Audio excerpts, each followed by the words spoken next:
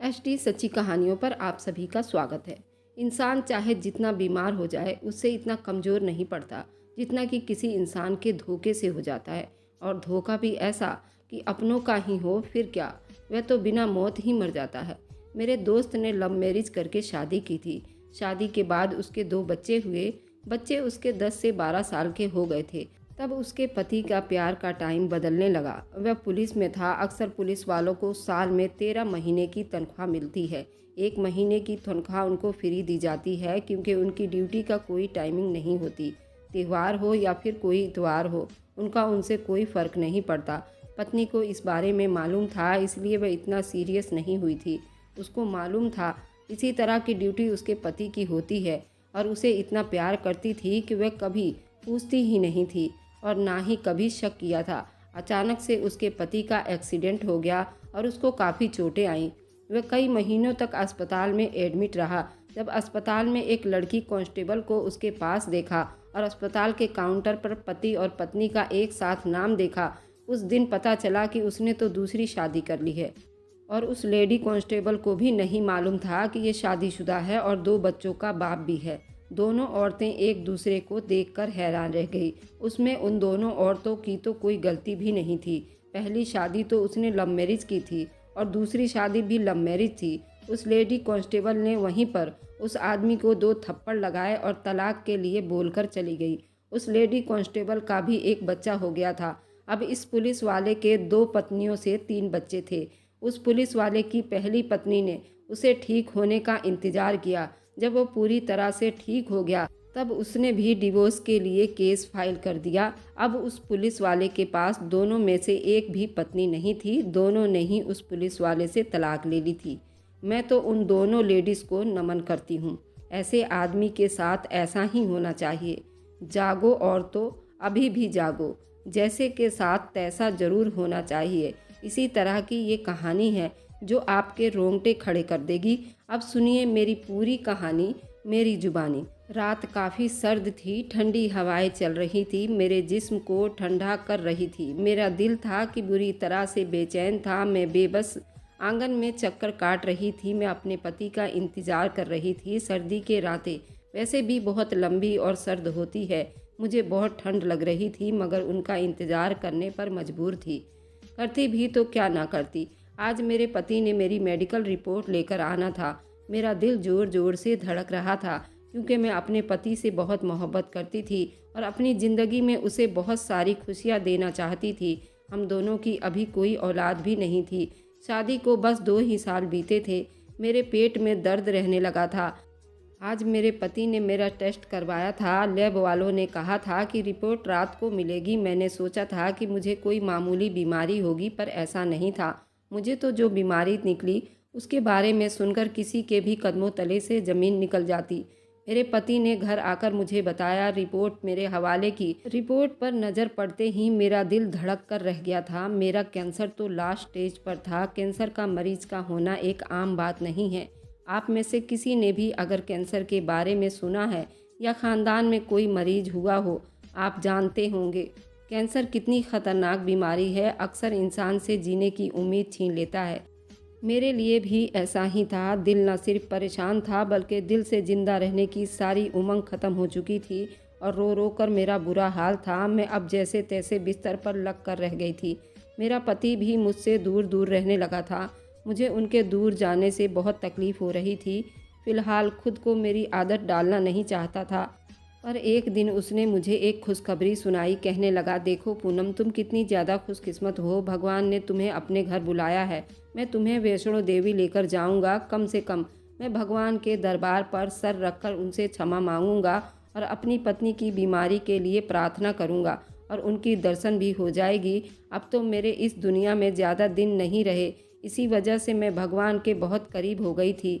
पर अजीब बात तो ये थी कि मेरे पति को इस बात की कोई परेशानी या फिक्र दिखाई नहीं देती थी। वह मुंह से तो बार बार कहता था कि मुझे तुम्हारे कैंसर की बीमारी ने तोड़ कर रख दिया है, पर उसकी आंखें उसके शब्द का साथ नहीं देती थी। ऐसा लगता था कि उसे मेरे इस दुनिया से जाने पर कोई गम नहीं है। मैं अपने पति से बात भी करती तो उसका ध्यान कहीं और होता। ऐसा लगता था कि अपनी दुकानदारी की फिक्र में है। मेरी तो उसे कोई परवाह भी नहीं थी। मेरे लिए बड़ा ही दुख भरा पल था। मैं ये नहीं चाहती थी कि बात बात पर मैं अपने पति को परेशान करूं। वैसे भी वह पहले से ही बहुत परेशान था।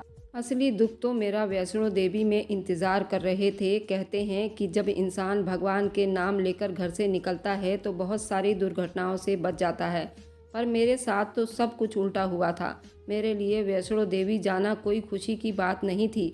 ऐसा लग रहा था मैं अपने भगवान से आखिरी दर्शन के लिए जा रही हूँ। फिलहाल वैष्णो देवी पहुँचकर हम लोगों ने जल्दी वैष्णो देवी के दर्शन कर लिए थे। हम लोग वैष्णो देवी की सबसे ऊंची चोटियों पर चढ़ाई की टिकट ले आए थे। मेरी तबीयत कुछ ज़्यादा ही ख़राब रहने लगी थी। मुझे अचानक चक्कर आते ही मैं गिर पड़ती थी। मेरे पति ने मुझे कहा था कि तुम ऊपर ज़्यादा नहीं चढ़ पाओगी, तुम्हारा हाथ पकड़कर तुम्हें खुद अपने हाथों से ऊपर चढ़ाना पड़ेगा। तुम्हारे लिए इतना ज़्यादा चलना आसान नहीं है। मैं अपनी पति की बात मानकर उनके साथ ही वैष्णो देवी की चढ़ाई कर रही थी। मेरी चढ़ाई पूरी पूरी होने वाली थी कि मेरी तो दुनिया ही घूम कर रह गई थी।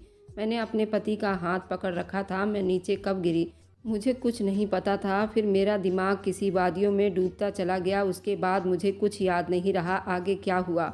जब मेरी आँख खुली तो काफ़ी ज़्यादा टाइम बीत चुका था। मेरा दिमाग धीरे धीरे जागने लगा।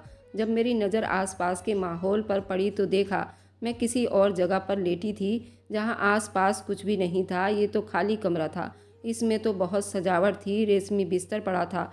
उसे देखकर लग रहा था कि यह किसी औरत का कमरा है, पर कमरे में दीवार पर टंगे हैंगर पर किसी आदमी के कपड़े टंगे हुए थे। बस ये मंजर देखते ही मेरे कदमों तले से ज़मीन निकल गई थी। मैंने उठकर देखा तो ये कमरा मेरा नहीं था। असल में हम जिस होटल में ठहरे थे वहाँ भी मेरे पति के कपड़े वगैरह लटक रहे थे, पर ये कोई और ही कमरा था। मैंने देखा था यहाँ पर 2-3 वैष्णो देवी की चुनरियाँ लटक रही थी। ये देखकर तो मेरी जान ही निकल गई थी। मैं किसी और के घर में हूँ जहाँ पर आदमी रहते हैं। मुझे किसी आदमी के ही कमरे में रखा गया था। मारे हैरानी से मेरी आंखें फटी की फटी रह गई थी, पर मुझे समझ नहीं आ रहा था कि मैं यहाँ से कैसे निकलूंगी, किसको मदद के लिए बुलाऊंगी और कौन मुझे यहाँ से मेरे पति के पास लेकर जाएगा। दिमाग में हजारों सवाल घूम रहे थे कि भगवान न जाने मेरा पति कहाँ गया। उसे इस वक्त मेरे साथ होना चाहिए था। वैसे असली में तो मुझे अस्पताल में होना चाहिए था, क्योंकि मेरी तबीयत अचानक ख़राब हो गई थी और चक्कर आने की वजह से मैं नीचे ज़मीन पर गिर गई थी। पर जहाँ मैं पड़ी हुई थी वह कोई और ही जगह थी। उसे देखकर मुझे कुछ समझ नहीं आ रहा था कि मैं कहाँ हूँ और यहाँ क्यों हूँ। खैर, मैंने सोचा इंतज़ार करना ही अच्छा होगा। क्या पता मेरा पति मुझे कहीं लेने आ जाए। इसी वजह से मैं इंतज़ार करने लगी अपने पति की। मगर कुछ ही देर के बाद कमरे का दरवाज़ा खुला तो एक लड़का कमरे के अंदर दाखिल हुआ। उस लड़के को मैंने आज से पहले कभी नहीं देखा था, ना ही होटल में, ना अपने पति के आसपास। ये तो कोई और ही 16-17 साल का लड़का लग रहा था। उसने मेरी तरफ एक नज़र देखा और मेज के बेड के सामने लाकर सूप रख दिया और साथ में कुछ दवाइयाँ भी थी। ये देखकर मैं हैरान हो गई थी। ये लड़का तो किसी अपने जानने वालों जैसी रक्षा कर रहा था। मेरी परवाह भी कर रहा था। मेरा ख्याल रखने की वजह क्या थी? उन लोगों ने मुझे कहीं बेहोश पड़ा देखा होगा तो मुझे यहाँ ले आए होंगे। लेकिन मेरे पति का क्या? उसे तो इस वक्त मेरे साथ होना चाहिए था। मैंने दिल में सोच रही थी, तभी वह लड़का कमरे से बाहर चला गया। उस लड़के ने माता वैष्णो देवी के छपे हुए कपड़े पहन रखे थे, लेकिन मुझे उसकी जुबान समझ नहीं आई थी, न उसकी भाषा समझ आई थी। इसलिए वह सूप और दवाई रखकर चला गया। मेरे लिए गोलियां दवाई खाने के अलावा और कोई चारा भी नहीं था, क्योंकि मेरे सर में बहुत दर्द हो रहा था। मैं चुप ही लेटी रही कि वह लड़का दोबारा कमरे में दाखिल हुआ, लेकिन अब की बार अकेला नहीं था। उसके साथ एक औरत भी थी। उस औरत का हुलिया देखकर समझ गई ये कोई मामूली औरत नहीं बल्कि एक लेडी डॉक्टर है। वह अंदर आई। उसने मुझे ध्यान से चेक किया। उसके बाद मेरे माथे पर भी हाथ लगाकर देखा और उस लड़के को कुछ कहकर चली गई। मैं उस लड़के से पूछना चाहती थी कि लेडी डॉक्टर ने क्या कहा है। मेरी फूटी किस्मत, ना कि मुझे उसकी भाषा समझ आती थी और ना ही बोलनी आती थी। मैं अंग्रेजी तो बोल लेती थी, पर उन लोगों को अंग्रेजी भी समझ नहीं आती थी। मैं खुद बहुत बेबस महसूस कर रही थी। सिवाय यहाँ बैठकर अपने पति का इंतज़ार करने के अलावा मेरे पास कोई और रास्ता भी नहीं बचा था। मैंने तो दिल में उम्मीद लगाकर रखी थी कि शाम तक मेरा पति किसी भी हाल में यहाँ आ जाएगा, क्योंकि वह मुझसे बहुत प्यार करता था और मुझे यहाँ वैष्णो देवी लेकर आया था। फिलहाल मुझे अकेला तो छोड़ नहीं सकता था। उसको कोई बीमारी भी नहीं थी, ना हमारा एक्सीडेंट हुआ था। वह भी बीमार हो गया तो मैं क्या करूँगी। वो मेरे साथ तो बिल्कुल ठीक ठाक थे जब मैं बेहोश हुई थी, मगर शाम से रात हुई पति अभी तक नहीं आया। मेरी परेशानी और बढ़ती जा रही थी। आज तक ऐसा नहीं हुआ था मैंने उसके बगैर एक दिन भी बिताया हो। मेरे दिल में बहुत तकलीफ़ हो रही थी। मुझे दर्द इस बात का था कि अगर मेरा पति मुझे नहीं मिला तो क्या होगा। यही फ़िक्र मुझे बहुत खाए जा रही थी। मैं उसी फ़िक्र में, गम में थी। एक और आदमी कमरे में दाखिल हुआ। पहले आदमी से ये वाला आदमी उम्र में बड़ा ही लग रहा था। उसकी उम्र 28-30 साल के बीच में होगी। उसने वही माता के छपाई वाले कपड़े पहन रखे थे और उसके सर पर बाल भी घने थे। रंग भी काफ़ी गोरा था और एक काला सा था। उसे देखकर मैं डर गई थी। ये तो हुलिये से ना ही डॉक्टर मालूम हो रहा था, ना उस लड़के जैसा हमदर्द ख्याल रखने वाला। ऐसा लगता था कि मुझे कोई सज़ा देने आया है। मैंने जैसे कोई चोरी की हो। उस आदमी ने मुझे देखते ही उठकर बैठने का इशारा किया था। वह हाथ के इशारे से बात कर रहा था। मैं उसे देखकर ठिठक कर रह गई थी। घबराने की बात ये थी कि वह आदमी अंग्रेजी भी जानता था। उसने आते ही अंग्रेजी में मुझसे बातचीत करना शुरू कर दी।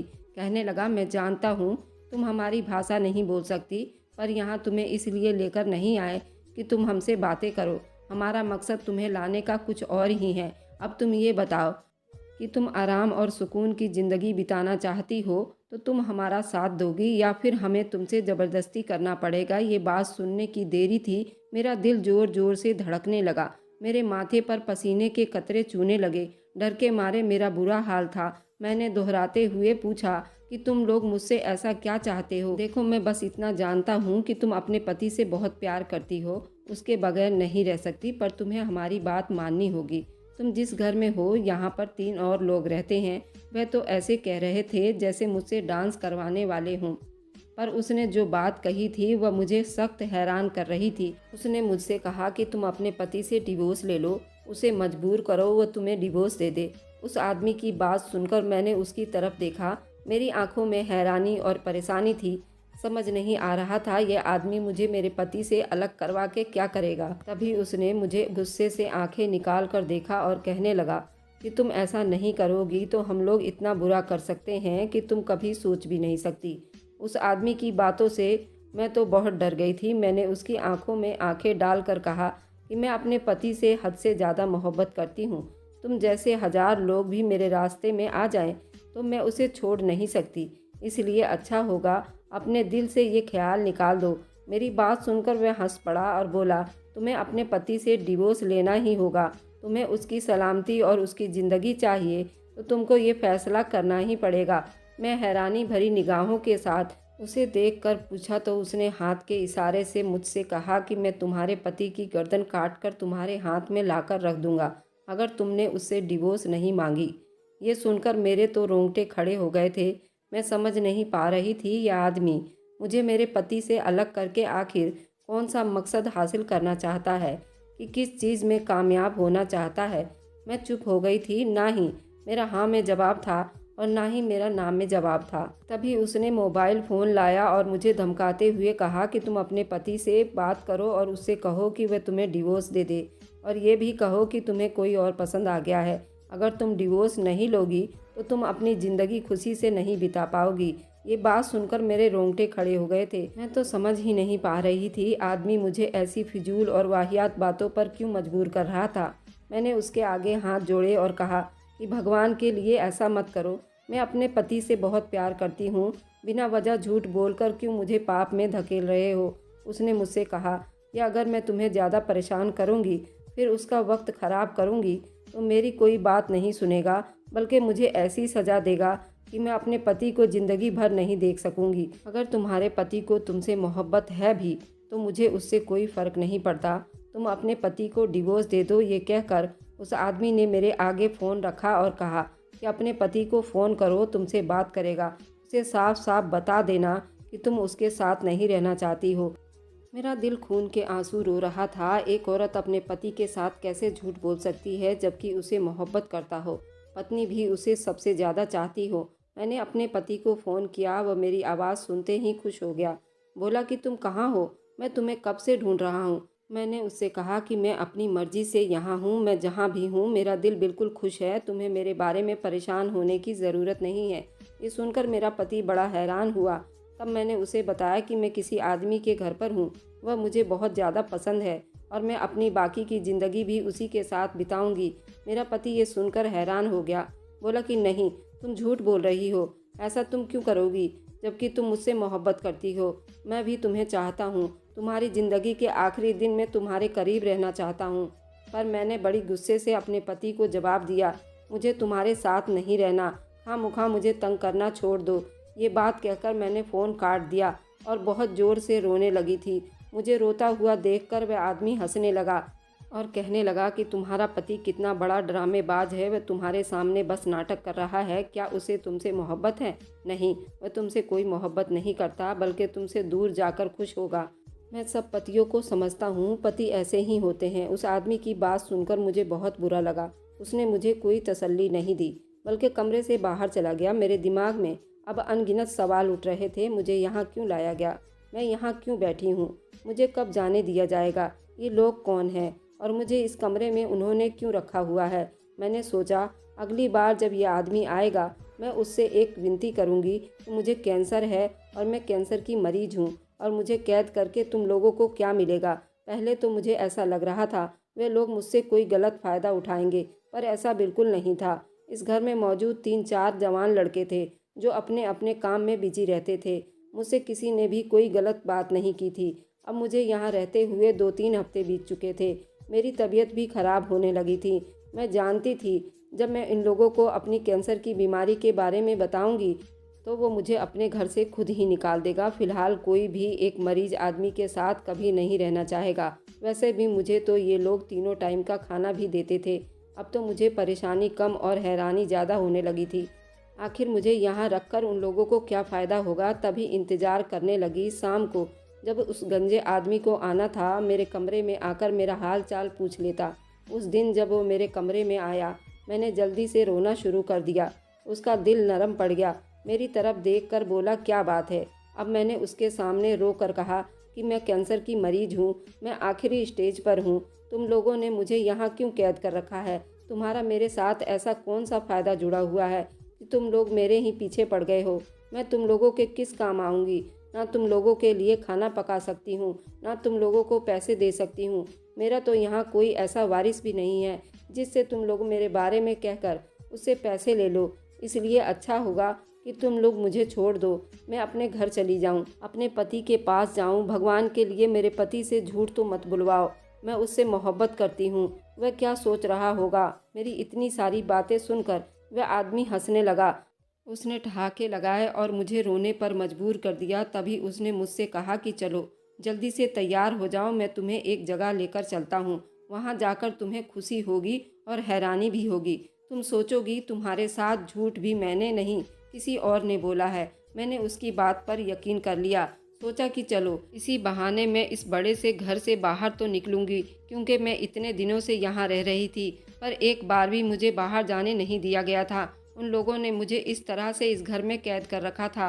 पर आज जब उसने मुझे अपने साथ बाहर जाने को कहा, मैं खुश हो गई। मैं जल्दी तैयार हो गई थी। क्या तैयार होना था, मैं तो वही कपड़े पिछले कई दिनों से पहन रखे थे। उस आदमी ने सबसे पहले मुझसे कहा कि हम बाजार जाएंगे, मैं तुम्हारे लिए 2-3 कपड़े लेकर आता हूँ, उसके बाद मैं तुम्हें अस्पताल लेकर जाऊँगा। तुम मेरा इलाज नहीं करवा सकते। मैंने उससे गुस्से से कहा था, अगर तुम बाजार जा सकती हो तो अपना खर्चा खुद उठा लो। चलो, मैं तुम्हारा खाना भी दे रहा हूँ, तुम्हारा ख्याल भी रख रहा हूँ, फिर तुम इतनी घमंडी बातें क्यों कर रही हो? मैंने तुम्हें यहाँ से निकलने के लिए भी मना नहीं किया, बस तुम ज़रा सा गुस्से में थी। मैं नहीं चाहता था कि तुम गुस्से की हालत में घर से बाहर जाओ। अभी अगर तुम जाना चाहो तो तुम जा सकती हो, वैसे भी मुझे तुम्हें अपने पास रखने का कोई फ़ायदा नहीं है। उस आदमी की ये बात सुनकर मैं हैरान रह गई थी। उस टाइम मुझे अपने आप बेसहारा महसूस होने लगा था। नहीं नहीं, मैं कहाँ जाऊँगी? मैं तो यहाँ किसी को जानती भी नहीं हूँ। मेरे पति ने मुझे तुम लोगों की वजह से डिवोर्स देने को सोच रहा होगा। तुम कह रहे हो कि मैं यहाँ से चली जाऊँ। अब मैं जाऊँगी तो कहाँ जाऊँगी? कम से कम मेरे पति को ढूंढ कर ला दो, मैं उसके साथ चली जाऊँगी। मेरी बात सुनकर उसने कहा कि तुम अपने पति के पास जाने से पहले एक बार अस्पताल चलो। मेरे कहने पर चलकर अपना टेस्ट करवाओ, ताकि तुम्हें ये पता चले कि तुम झूठी हो या मैं झूठा हूँ। उस आदमी की बात पर हैरान रही। फिलहाल हम लोग अस्पताल चले गए। मैंने डॉक्टर को बताया कि मैं एक कैंसर की मरीज हूँ, आप मुझे चेक करके बताओ, शायद मुझे कोई आराम मिल जाए। मैं अपने इलाज के लिए कोशिश भी करूँगी और मुझे भी बता दीजिए मैं कितने दिन जिंदा रहूँगी। तब वह डॉक्टर ने मेरा टेस्ट किया और जब रिपोर्ट आई, मैं हैरानी की वजह से उछल पड़ी। मुझे कहा गया था कि आपको किसी ने गलत बताया कि आप कैंसर की मरीज हैं। ना ही आपको कोई कैंसर है, ना ही कोई मर्ज है। आप तो बिल्कुल सेहतमंद है। फिलहाल आपके बदन बहुत ज़्यादा परेशानी के असर दिखाई दे रहे हैं। आपको किसी बहुत बड़े दुख की वजह से ये हाल हो गया है। आप अपना ख्याल रखिए, खुश रहिए, आपकी ज़िंदगी में और कोई समस्या नहीं है। मैं डॉक्टर की बात सुनकर हैरान रह गई थी। मेरे सर पर तो जैसे मौत का साया मंडरा रहा था। मैं तो समझ रही थी कि अब मैं ज़िंदगी में कभी भी उठकर खड़ी नहीं हो पाऊंगी, अब मैं मर जाऊंगी। पर ये लोग तो कुछ और ही बता रहे थे। मैं हैरानी से देखने लगी उन सबको। तभी मुझे लेडी डॉक्टर ने बताया कि आपके साथ शायद किसी ने झूठ बोला था और शायद मजाक किया होगा। रिपोर्ट आपने देख ली है, इसलिए अच्छा है कि आप इस रिपोर्ट की बुनियाद पर खुद को बीमार समझना छोड़ दीजिए। मैं डॉक्टर की बात सुनकर खुश भी हुई थी और हैरान भी।